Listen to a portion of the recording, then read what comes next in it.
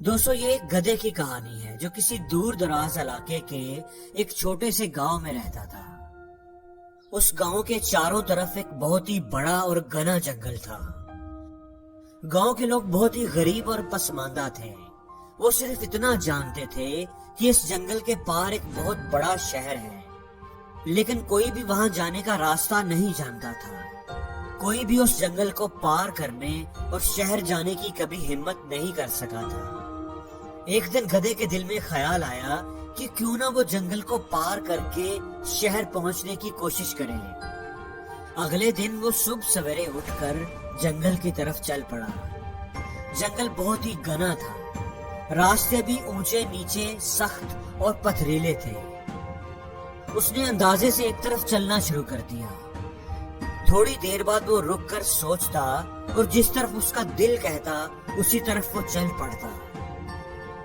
اس کی قسمت اچھی تھی کہ ادھر ادھر گھومتے گھامتے وہ آخر کار جنگل کو کراس کرنے میں کامیاب ہو گیا اور شہر پہنچ گیا۔ آنن فانن یہ خبر پورے گاؤں میں پھیل گئی کہ گدھے نے شہر تک پہنچنے کا راستہ ڈھونڈ لیا ہے۔ لوگ اس گدھے کو خوش قسمت سمجھ رہے تھے اور اس کی ہمت کی داد دے رہے تھے۔ لوگ کہہ رہے تھے کہ وہ گدھا کتنا لکی ہے، اب وہ شہر میں مزے کی زندگی گزار رہا ہوگا۔ کتوں کے ایک گروہ نے بھی یہ ساری باتیں سنی۔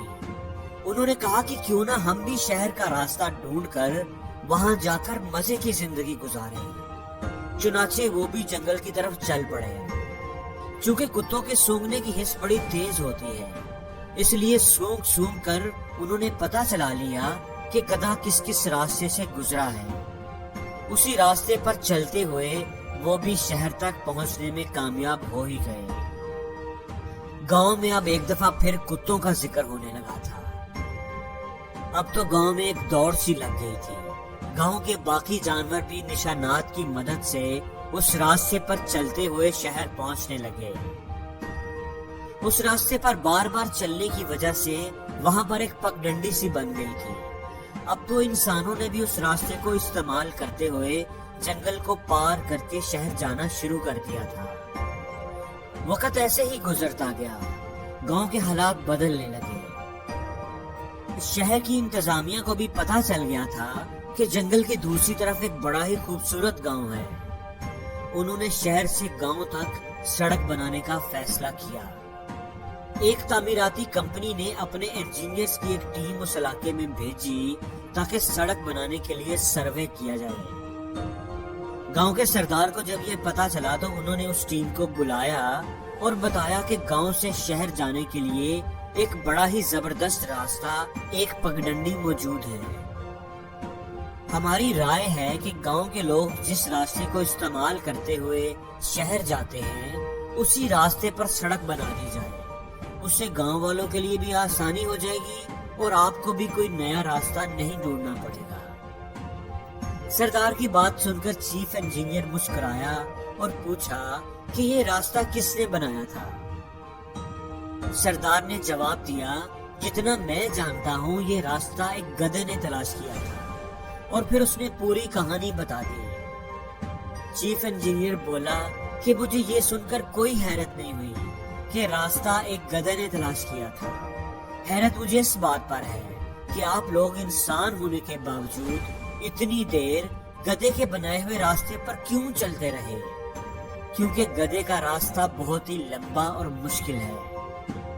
ہم نے ایک ایسا راستہ تلاش کیا ہے جو بالکل سیدھا اور بہت ہی چھوٹا ہے۔ آپ لوگ اس راستے پر چل کر بہت تھوڑے ٹائم میں جنگل کو پار کر کے شہر پہنچ جایا کریں گے۔ اب گاؤں والوں کو افسوس اور پچھتاوا ہو رہا تھا کہ وہ کیوں اتنی دیر گدھے کے راستے پر چلتے رہے اور انہوں نے کیوں اپنا راستہ تلاش کرنے کی کوشش نہیں کی۔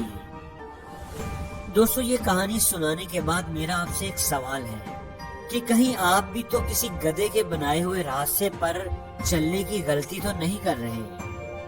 دوستو ہم میں سے بھی بہت سے لوگ گاؤں والوں کی طرح ساری زندگی دوسروں کے بنائے ہوئے راستوں پر چلتے رہتے ہیں اور یہ سمجھتے ہیں کہ یہی کامیابی کا راستہ ہے، یہی راستہ انہیں اپنی منزل پر لے کر جائے گا۔ کیونکہ بہت سے لوگ اس راستے پر چل کر منزل پر پہنچے ہوتے ہیں، وہ کبھی بھی اس راستے پر سوال نہیں اٹھاتے، کبھی بھی کوئی نیا راستہ تلاش کرنے کی کوشش نہیں کرتے، وہ کبھی بھی یہ نہیں سوچتے کہ ہو سکتا ہے یہ راستہ بہت لمبا ہو، بہت مشکل ہو سکتا ہے یہ گدھے کا راستہ ہو، وہ بس چلتے رہتے ہیں۔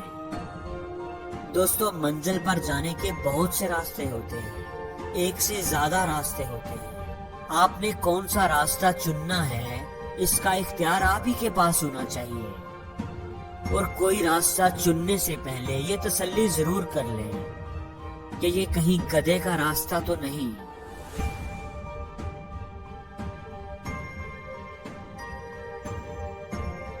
اور زندگی میں ہر روز کچھ نیا سیکھو، نیا سوچو، نیا کرو، لرن کرو۔